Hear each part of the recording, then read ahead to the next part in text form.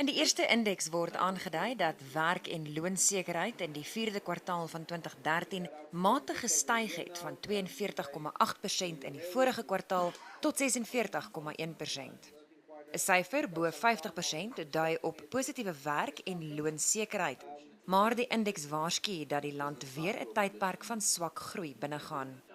Die indeks dien ook as grondslag vir besluite oor byvoorbeeld alternatiewe werk of tydens afleggings en herstrukturerings. Dat ons hierdie goed kan antisipeer en regmaak om vir die volgende siklus in die ekonomie en waar ons tans staan seker te maak dat ons die regte diens aan ons lede lewer en dat ons die beste kan beding in 'n wen-wen situasie saam met werkgewer. Die maatskappy ETM Analytics, wat saam met Solidariteit aan die indeks werk, sal grootliks verantwoordelik wees vir algemene ekonomiese oorsigte. Solidariteit doen navorsing onder hulle lede om vas te stel hoe hulle oor werksekerheid voel.